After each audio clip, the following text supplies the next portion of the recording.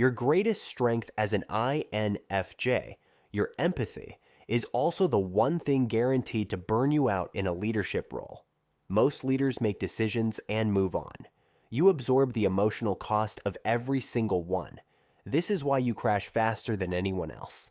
If you're an INFJ, you've lived this contradiction your entire life. Everyone sees you as the natural leader with the vision, empathy, and strategic mind that makes others want to follow you.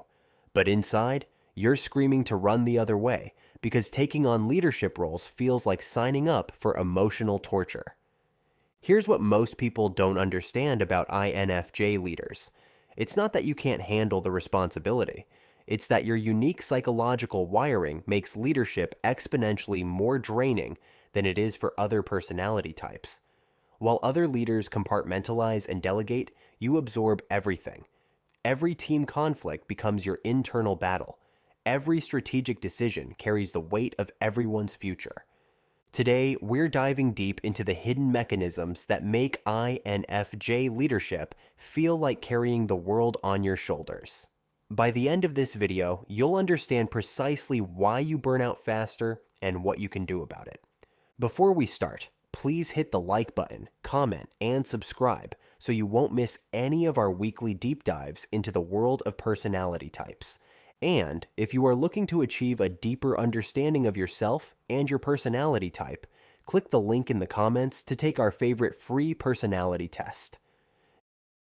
The Empathy Overload System. Let's start with the psychological trap that catches every INFJ leader. It's called the extroverted feeling introverted intuition feedback loop, and it's the reason you feel like you're drowning in other people's emotions while trying to lead. Your extroverted feeling function doesn't just notice team dynamics, it absorbs them. When your colleague is stressed about their project deadline, you don't just see their stress, you feel it in your chest. When there's tension between two team members, your nervous system treats it like a personal threat that needs immediate resolution. But here's where it gets worse. Your dominant introverted intuition takes every emotion you've absorbed and projects it into the future. That stressed colleague? Your introverted intuition immediately sees how their anxiety might affect the entire project timeline, team morale, and potentially their career trajectory. Are those two team members in conflict? Your mind maps out 17 different scenarios of how this could tear the team apart. This isn't regular empathy we're talking about. This is empathy with a crystal ball attached. You're not just feeling what people are experiencing now. You're feeling what they might experience based on every decision you make as their leader. Most leaders make a decision and move on. You make a decision and then carry the emotional weight of every possible consequence. When you had to choose between two qualified candidates for a promotion, other leaders saw one winner and moved forward. You see one winner and one person whose dreams you just crushed, and you'll replay that conversation for weeks, wondering if you made the right choice. The perfectionist leadership standard kicks in because good enough doesn't exist in your vocabulary. If you're going to be responsible for people's careers, their daily happiness, and their professional growth, then you need to be perfect at it. You can't just be a decent leader who makes reasonable decisions.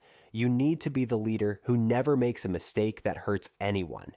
This creates an impossible burden. While other personality types can accept that leadership involves tough choices and imperfect outcomes, you internalize every difficult decision as a personal failure. You don't just manage tasks and deadlines, you manage hopes, fears, and futures. The energy drain comparison is stark. Think about how other types handle a difficult team meeting.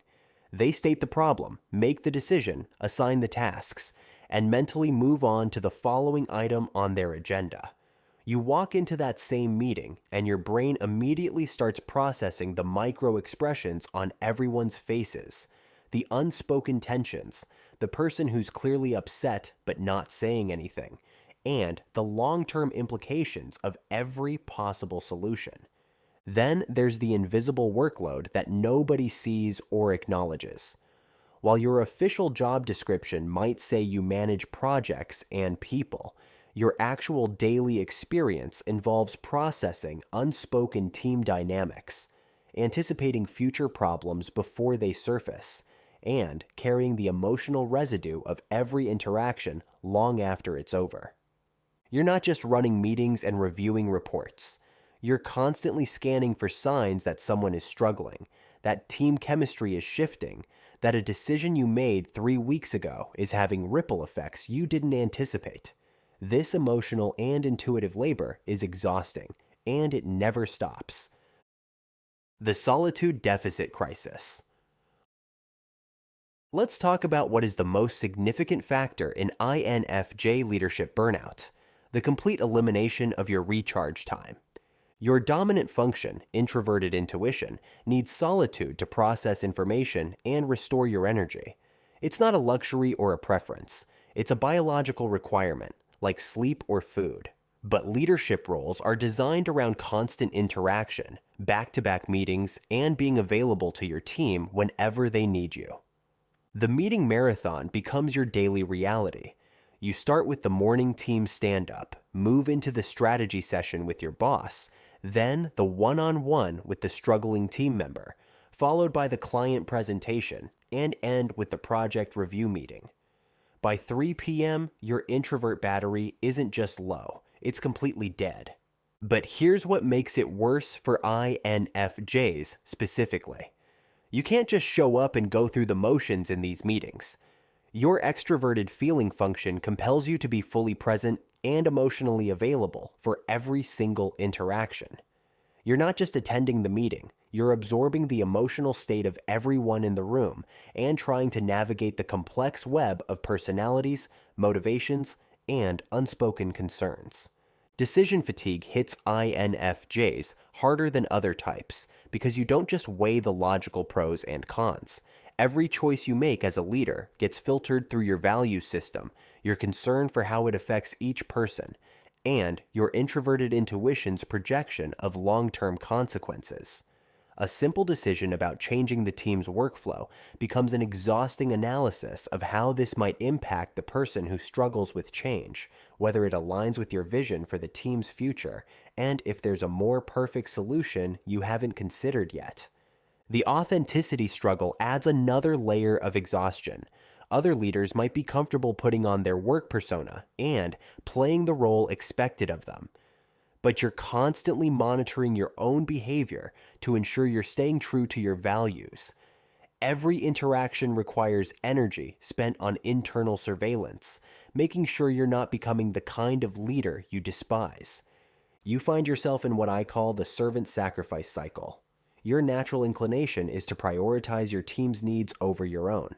When someone needs extra support, you give it, even if it means staying late. When there's a crisis, you absorb the stress so your team doesn't have to. When people need guidance, you make yourself available, even during your planned downtime.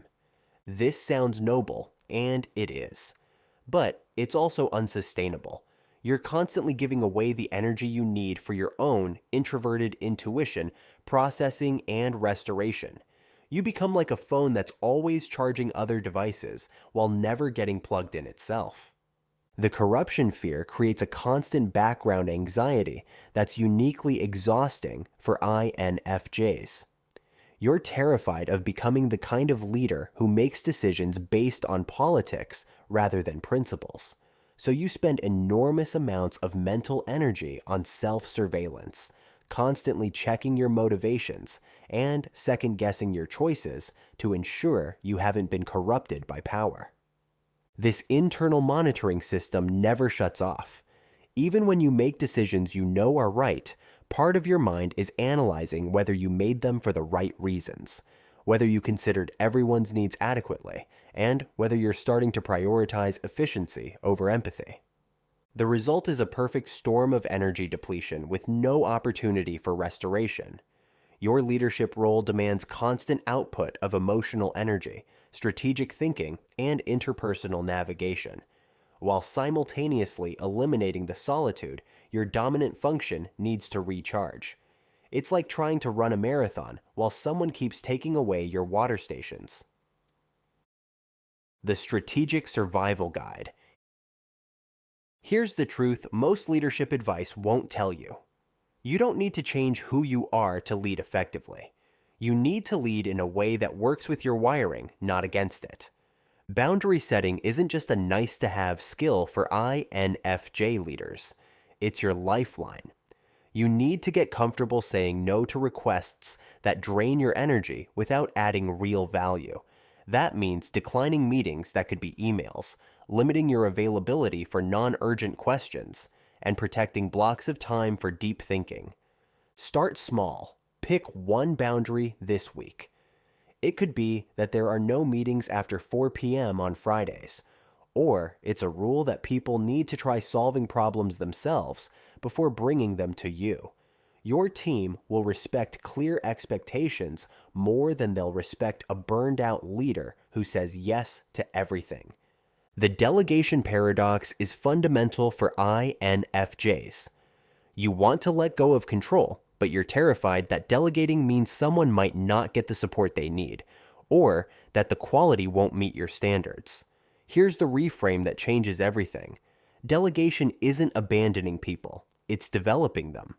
When you delegate a task, you're not just removing it from your plate. You're giving someone else the opportunity to grow, to build confidence, and to contribute at a higher level. Your job becomes teaching them how to think through problems the way you would, not doing all the thinking for them. Scheduled solitude needs to be non-negotiable in your calendar. Block out time for introverted intuition, processing the same way you'd block out time for an important client meeting. This isn't selfish, it's strategic. Your best insights, your clearest vision, and your most creative solutions come from this quiet processing time. Protect it fiercely. Turn off notifications, close your door, and let your team know this is focus time. Even 30 minutes of uninterrupted thinking can restore your mental clarity and prevent the fog that leads to poor decisions. Leading through influence rather than authority is your natural strength. You don't need to be the loudest voice in the room or the person who makes all the decisions. Your power comes from your ability to see possibilities others miss, to understand what motivates each person, and to inspire people toward a vision they can believe in.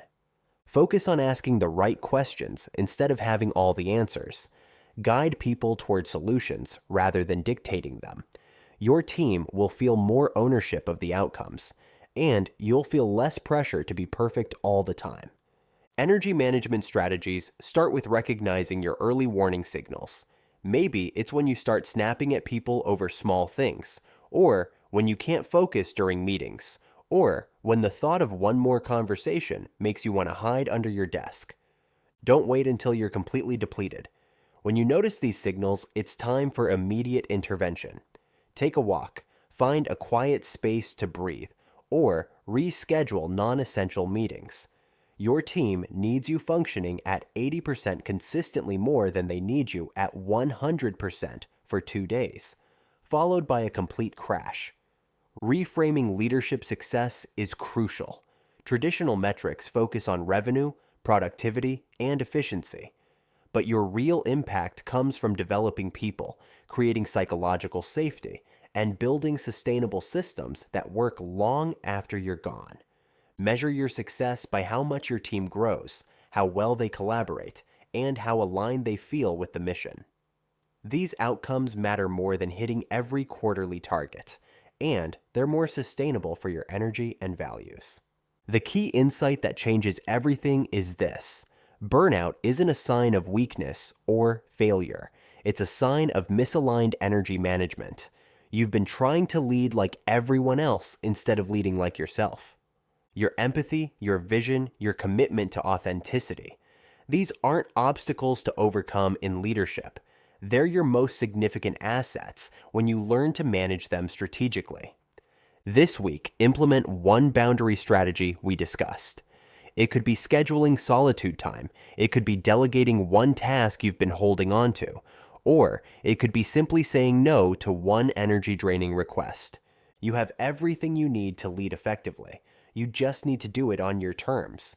If you want to continue the journey to understanding yourself or an INFJ in your life, click either of the following videos, where we continue to unlock the secrets of the INFJ personality type.